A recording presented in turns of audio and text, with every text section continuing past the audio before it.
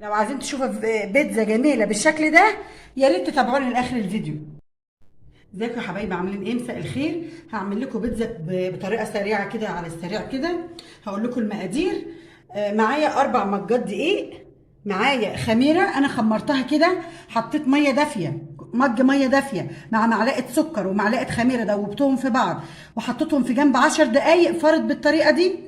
معايا ميه دافيه، معايا مجين لبن كامل الدسم، معايا لبن بودره، ومعايا زبادي، معايا ماكس جبن، ومعايا زيت، ومعايا سكر، ومعايا دقيق، ومعايا زيتون مخلي اخضر واسمر.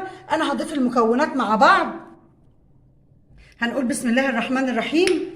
هحط الملح، هضيف الملح وهنزل بالزيت، هقلبهم في بعض كويس قوي كده.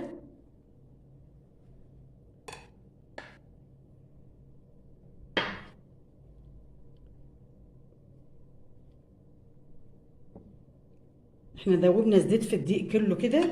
انا بعد كده هنزل بمج الخميره. ضروري قوي الخميره لازم تتساب لغايه ما تخمر، عشان نعرف هي شغاله ولا لا، عشان ما تبوظش معانا عجينه البيتزا. انا هعجنها واوريلكم في الاخر النتيجه عامله ازاي. خلاص يا حبايبي، دي النتيجه النهائيه بعد ما انا عجنت البيتزا. انا هحطها في جنب 10 دقايق وهكمل معاكم بقيه الخطوات، يكون هي رفعت واوريكم احنا هنعمل ايه. ده يا حبايبي صوص البيتزا. عشان اختصر معاكم في الفيديو، انا حمرت تومه وحطيت بشر طماطم، ضربتها في الكبه، وحطيت قرن فلفل حراق، وسبتهم لما يستبكوا مع بعض كويس قوي كده، وهسيبهم لغايه لما يبردوا واحطهم وافردهم على العجينه، وهوريكم الخطوات واحده واحده مع بعض ان شاء الله. يا حبايبي، انا هعرفكم ازاي تعملوا الكاتشب في البيت بطريقه نظيفه وصحيه للاولاد. انا سلقت حبيتين طماطم، وسلقت قرنين فلفل احمر حراق، سبتهم لغايه ما استووا في النار. استووا زي ما احنا شايفين قوي كده، كله استوى اهو. انا هضربه في الكبه واعرفكم نحط عليه ايه، ويبقى احلى كاتشب في البيت. خليكم معايا. انا ضربت الفلفل الحراق الاحمر وحبيتين الطماطم في الكبه، بقوا بالشكل ده. هيبقى كاتشب. هضيف عليهم ايه؟ معلقه سكر وذره ملح، معلقه سكر وذره ملح، وايه كمان؟ ومعلقه خل. ضروري معلقه الخل. هنقلبهم في بعض قوي حلو كده كده.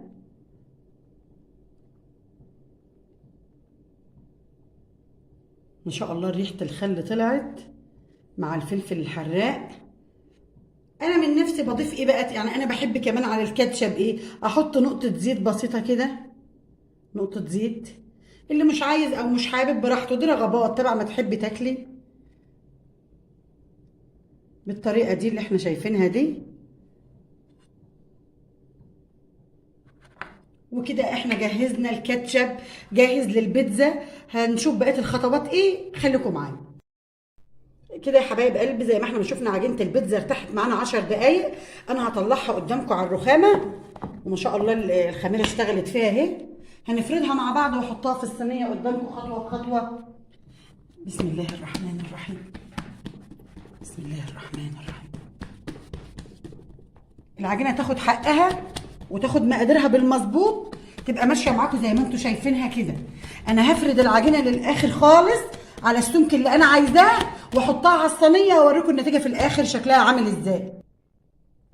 خلاص يا جماعه، انا فردتها كده بالطريقه اللي انتم شايفينها في الصينيه الطويله دي. خدت 3 مجات ونص، يعني حوالي 4 مجات دقيق. احنا فردناهم بالطريقه اللي احنا شايفينها دي. انا هوريكم حاجه انا عملتها. انا خلاص يا حبايبي، ده الشكل النهائي لعجينه البيتزا بعد ما انا فردتها على الرخامه وبعدين حطيتها على الصينيه.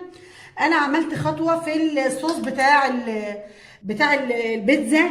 حطيت معلقه كبيره كاتشب، حطيت معلقه كبيره كاتشب على الصوص بتاع البيتزا اللي انا موريه لكم وهو بيستوي على البوتاجاز. دي الخطوه دي بتضيف طعم جميل قوي قوي قوي للصوص. احنا هنعمل ايه قبل ما نفرد الصوص؟ انا هفتح في العجينه بالشوكه كده، وده حركه مهمه قوي قوي لازم تتعمل في البيتزا. انا هخرمها كلها بالطريقه دي، واوريكم النتيجه في الاخر عامله ازاي. يا ريت تتابعوني. خلاص احنا خلصناها بالطريقه اللي انتوا شايفينها دي يا حبايبي. عملنا فتحات في كل اركان العجينه. انا هنزل عليها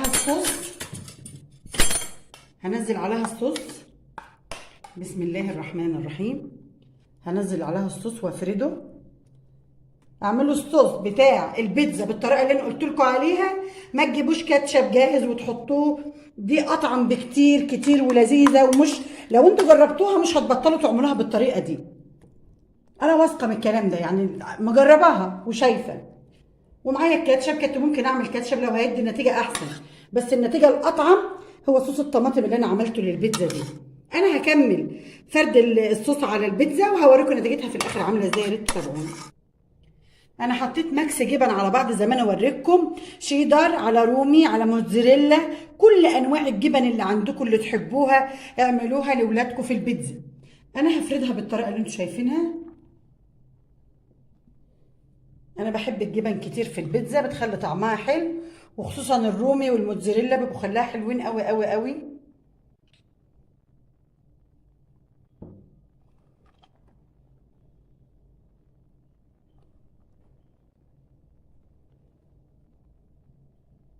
ما شاء الله. انا هفرد الجبنه على البيتزا كده، هوريكم النتيجه في الاخر شكلها عامل ازاي.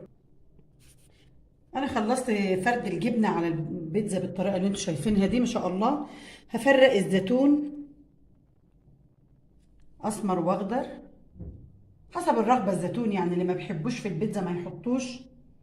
عايزه تحطي لانشون حطي لانشون، عايزه تعملي بيتزا بالتونه حطي بالتونه، باللحمه حطي باللحمه، بالفراخ. فراخ تسويها على النار وتعملي لها الصوص بتاعها تحطوا لها بصل وتوم، بصل ترنشات وتوم، وتحطي معاها عصرة ليمون وعصرة خل وهي بتستوي على النار لما تتهري قوي قوي قوي، وحطها افردوها على البيتزا وحطوا عليها اللي نفسه في حاجة يعملها. أي خلطة للبيتزا تتحط مش هتعمل حاجة، يعني اللي نفسه في حاجة ياكلها.